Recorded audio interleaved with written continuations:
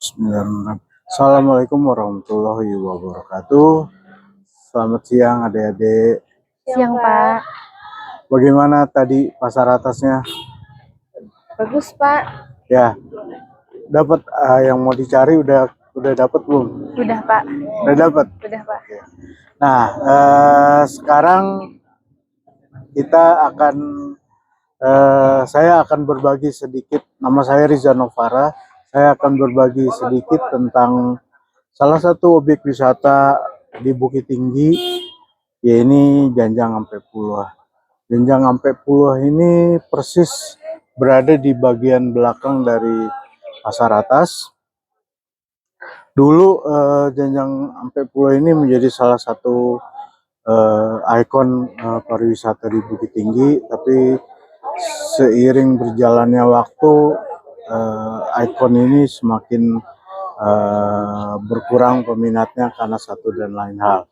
Oke, nah Bukit Tinggi itu secara tekstur daerahnya itu adalah kota yang berbukit-bukit ya. Bukit Tinggi itu berada di puncak ketinggian yang lumayan tinggi. Karena kondisi yang berkontur itu membuat banyak harus dibangun janjang seperti ini. Janjang itu dalam bahasa Indonesia mungkin tangga ya. Karena kondisi teksturnya yang tidak rata, maka dia butuh tangga untuk aksesnya. Ada banyak janjang di Bukit Tinggi ini. Kira-kira apa aja yang adik-adik tahu? Janjang 1000, Pak. Janjang 1000 itu di luar Bukit Tinggi tapi ya. Terus yang di tengah kota ada apa? Janjang Gudang. Janjang Gudang. Janjang Ampe Puluh ini, Pak. Janjang Ampe Puluh. Janjang apa lagi? Ada Janjang Pasanggerahan. Ada satu lagi Janjang Minang. Janjang Minang itu pas di pinggir menghubungkan Jalan Minangkabau dan Kampung Cino ya. Nah, salah satu janjang yang paling ikonik sebenarnya di Bukit Tinggi ini adalah Janjang Ampe Puluh ini. Dan Janjang Ampe Puluh ini punya nilai yang strategis. Mungkin tadi sudah sempat dijelaskan sama Bu Desi bahwa Janjang ini menghubungkan dua pasar besar di Bukit Tinggi, yaitu pasar atas dan di bawah itu ada pasar bawah. Pasar bawah itu khusus untuk pasar sehari-hari ya, jual sayur, daging, ikan. Kalau pasar atas tentunya produk yang dijual juga berbeda. Nah, ini salah satu yang membuat Janjang Ampe Puluh ini mempunyai nilai strategis. Nah, kira-kira kenapa ya disebut Janjang Ampe Puluh? Kira-kira kenapa tuh? Karena yang kecil, tangga janjang yang kecil ini 40 ya, Pak ya? Iya, benar. Jadi mulai dari bordes yang di bawah itu sampai ke atas, konon kabarnya jumlahnya 40. anak tungganya 40. Tapi jujur saya juga belum pernah ngitung satu persatu ya. Jadi itu kurang lebih 40. Tapi kalau sampai ke bawah tuh janjangnya mungkin ada lebih dari 60 janjang. Nah, itu yang membuat kenapa janjang ini disebut Janjang Ampe Puluh. Nah, sambil jalan kita ke bawah yuk. Boleh ya, Pak? Yuk, mari.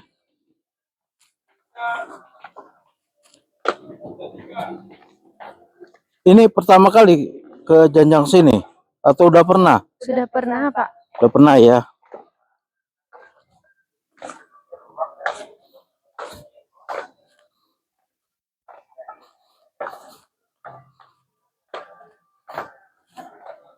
Nah, batasnya 40 sepertinya dari sini. Di sini ke atas itu anak tangganya ada 40.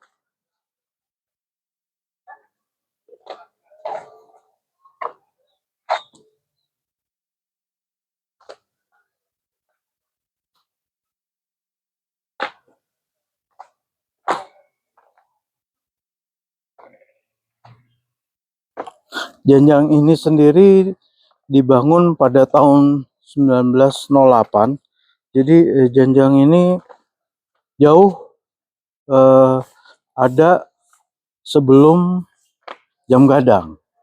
Dan janjang ini yang membangun adalah pemerintah kolonial Belanda.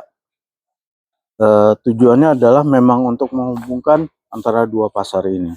Nah, sekarang kita ada mural yang menarik di sini. Kira-kira siapa nih? Usman Ismail, Pak. Ada tulisannya ya, Usmar Ismail. Ya, siapa tuh Usmar Ismail? Pahlawan. Hah? Pahlawan nasional, Pak. Perfilman pahlawan Ya, nasional. ya. Yang terpenting adalah beliau adalah Bapak Perfilman Nasional. Ya, beliau sama seperti Bung Hatta, beliau ini lahir di Bukit Tinggi. Ini sebenarnya suatu hal yang miris ya, ketika Bapak Perfilman Nasional ini lahir di Bukit Tinggi, tapi Bukit Tinggi sendiri saat ini tidak memiliki bioskop yang layak untuk memutar film-film ya film-film komersial. Ini sementara sebenarnya pada saat ini kita bisa bilang bahwa perfilman nasional tuh sedang berada di puncak-puncaknya karena begitu banyak film nasional yang beredar di bioskop-bioskop di kota-kota besar di Indonesia. Tapi malah Bukit Tinggi sendiri kehilangan kesempatan untuk memutar film-film nasional ini, di mana justru bapak perfilman ini adalah kelahiran Bukit Tinggi. Nah, ini sesuatu hal yang cukup miris ya. Tapi kemarin waktu peringatan 100 tahun Jam Gadang sempat diangkat nama Bapak Usmar Ismail ini dengan pemutaran film beliau, di mana beliau jadi produsernya yang film tersebut tayang di Jam Gadang. Nah, berikutnya ada satu tempat ikonik juga di tengah Janjang Gudang ini, yaitu ini namanya Mushola Baitul Jalil, ya. Musola ini sangat unik karena kalau dilihat dari bangunannya bisa terlihat ya, berbeda dari masjid atau musola yang biasa kita temui di banyak tempat. Nah, mayoritas masyarakat di Sumatera Barat ini kan rata-rata adalah Muslim ya. Jadi kita bisa menemukan banyak sekali masjid maupun musola yang ada di kota ini. Ini salah satu musola Baitul Jalil namanya. Baitul Jalil terdiri atas dua kata. Baitul itu artinya rumah. Jalil adalah nama seseorang yang bangunan ini didedikasikan untuk beliau. Sambil jalan yuk kita ini.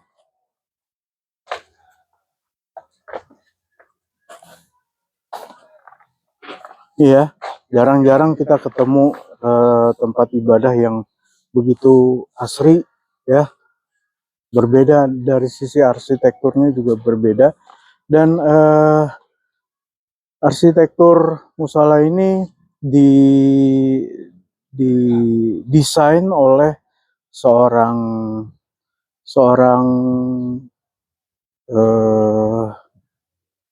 Muslim Tionghoa yang mualaf, namanya Bapak Insinyur Timi Setiawan. Nah, karya beliau ini sempat mendapatkan penghargaan dari Ikatan Arsitektur Indonesia karena desainnya yang unik itu. Sayangnya memang musola ini mempunyai keterbatasan untuk melayani orang yang mau sholat atau beribadah di sini karena relatif tidak ada tempat parkir, dan jadinya musola ini hanya dikunjungi oleh orang-orang sekitar sini aja. Ini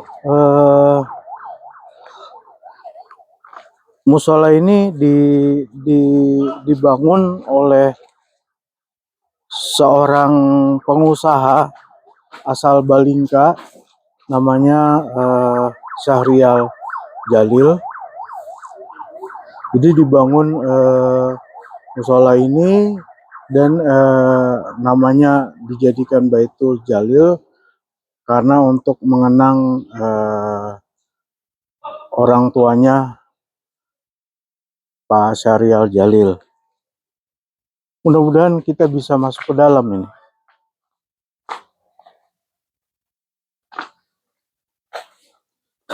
Udah pernah ke sini? Belum, Pak. Tapi udah pernah lihat? Udah, Pak. Unik ya, karena nggak ada kubahnya, nggak ada menaranya. Tapi ada orang tinggal ya, Pak ya? Kenapa? Ada orang tinggal ya, Pak ya? Ada pengelolanya di sini. Alhamdulillah kebuka pintunya.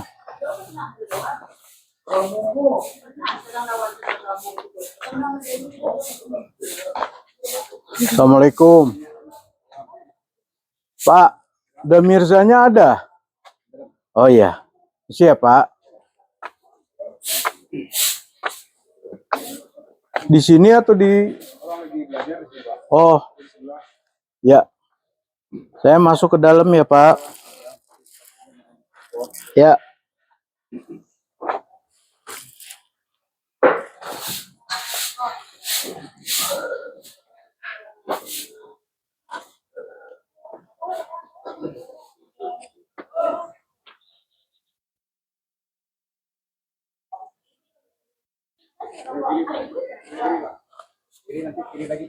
Oh ya, makasih.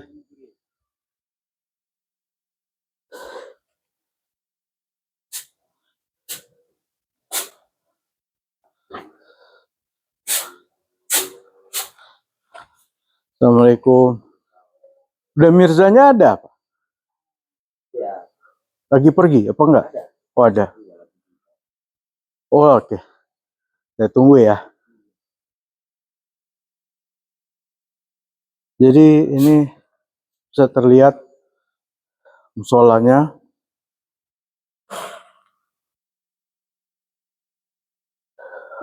Relatif memang tidak terlalu besar, tapi menurut saya sangat terawat dan arsitekturnya pun juga sangat unik gitu ya.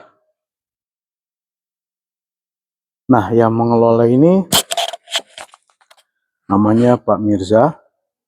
Pak Mirza ini generasi ketiga dari Jalil itu.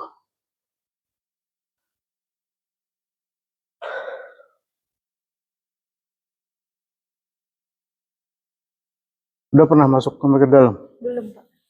Bagus ya. Bagus, Pak. Insya Allah.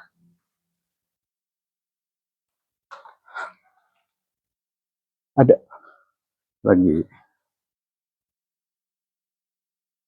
Kita tunggu sebentar ya. Ketemu udah Mirzanya.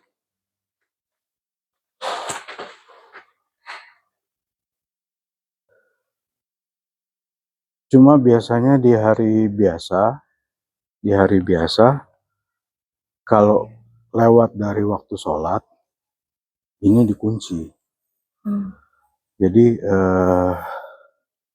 mungkin menghindari orang yang tidur-tiduran atau apa. Jadi eh, dikunci tentunya. Pemirsa,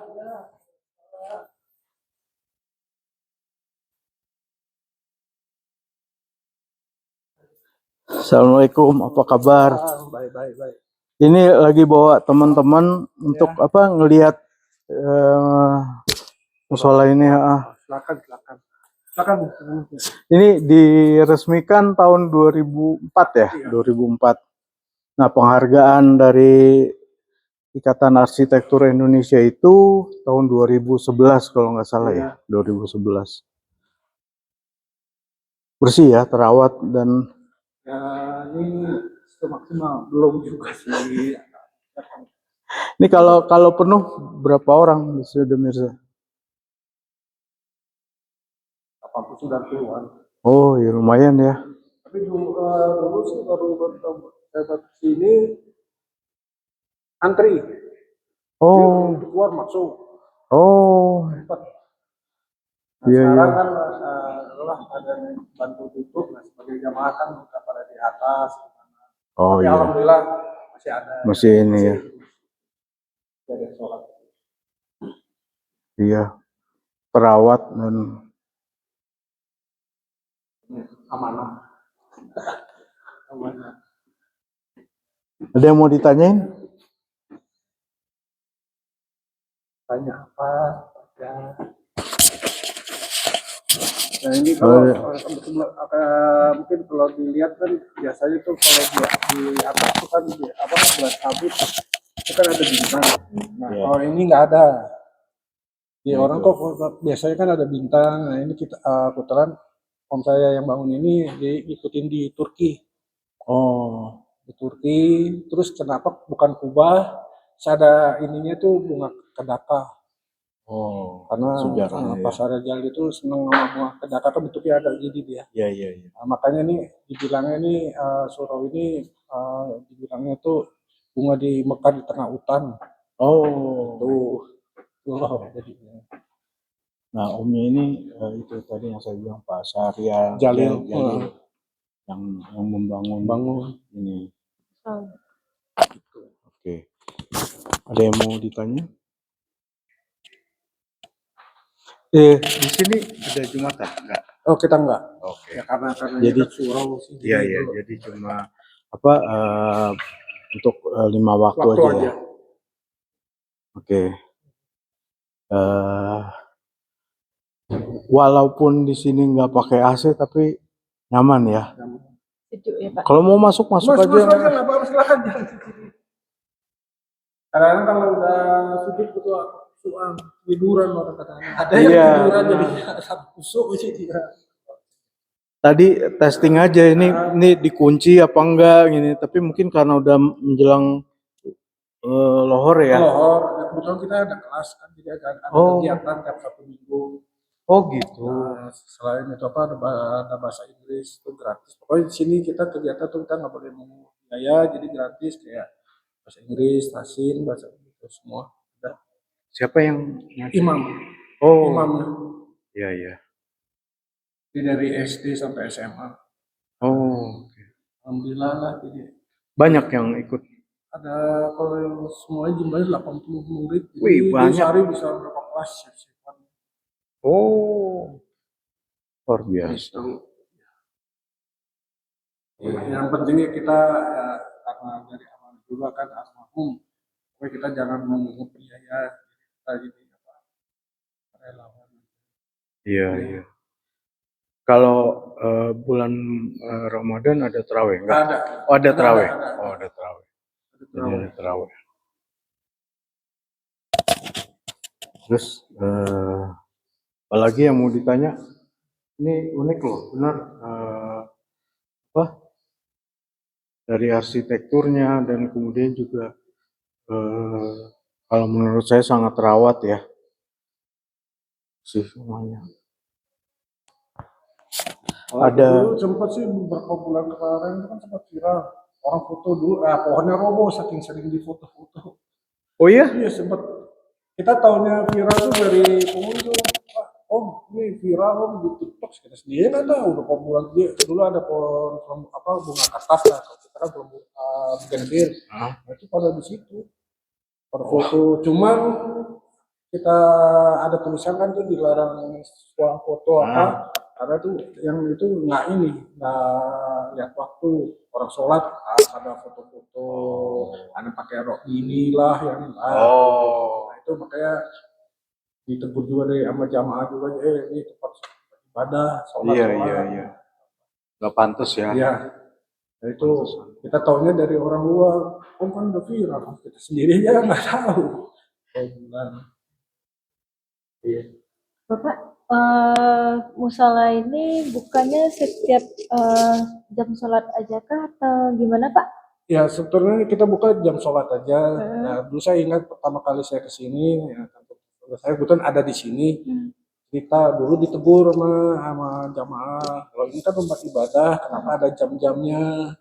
Nah, itu kita tuh ini satu karena kita pribadi, jadi tiap habis sholat ada jamnya, sama jam 12 sampai jam setengah 2 itu kita bersihin, habis sholat kita bersihin. Nah, kita dengan alasan ini kan untuk apa?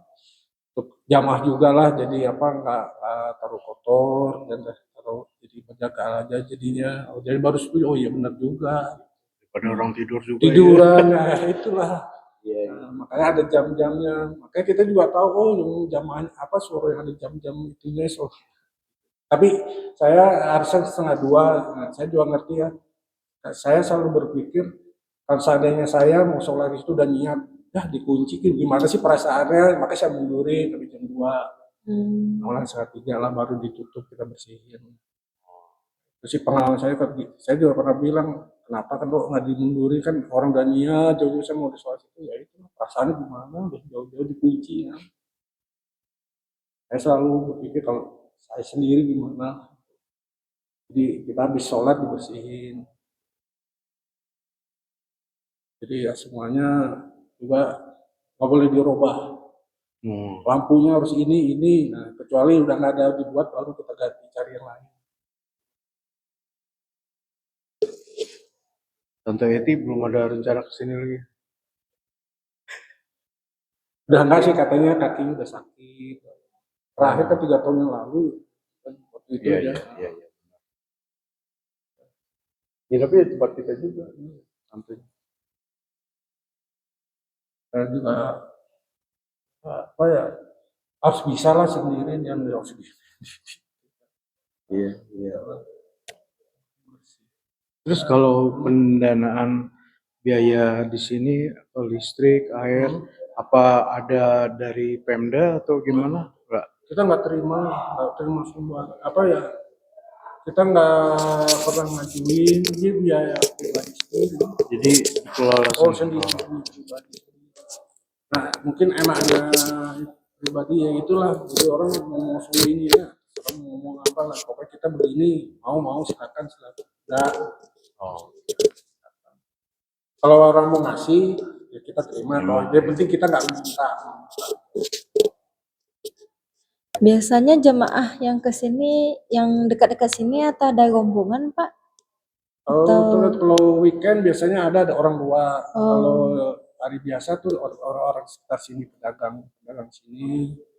Nah keuntungannya juga buat saya, kalau saya belanja satu udah bawa aja, ambil itu yang sama jamaah itu aja. Tapi saya enggak, saya beli, saya sama buat apa, buat surau ya udah ambil aja, enggak lah.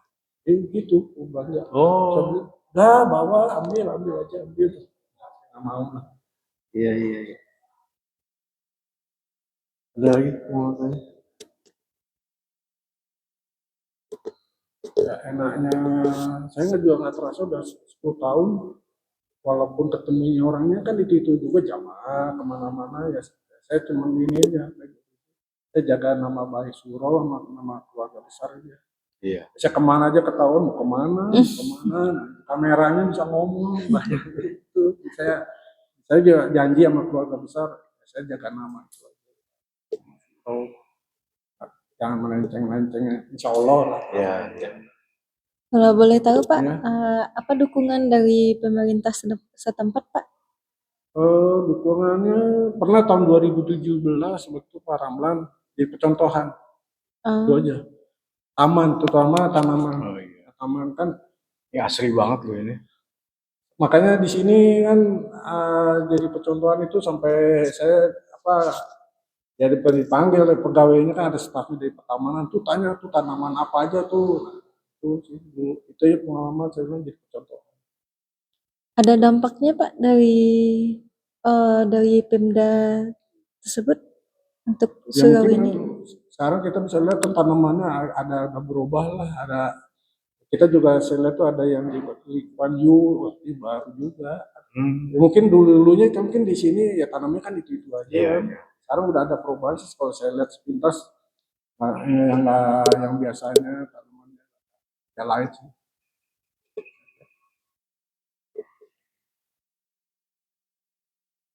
Oke, kalau nggak ada, terima kasih. Oh, Udah Mirza. ya, Sampai ketemu lagi. Ya, satu lagi.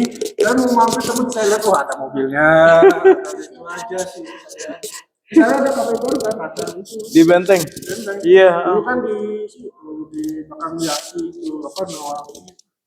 Oh iya iya. Yang masih lama sih, karena di situ rame, macet itu sekarang. Iya. Yang di Benteng itu baru baru buka mungkin Ada sebulan. iya sebulanan lah, sebulan.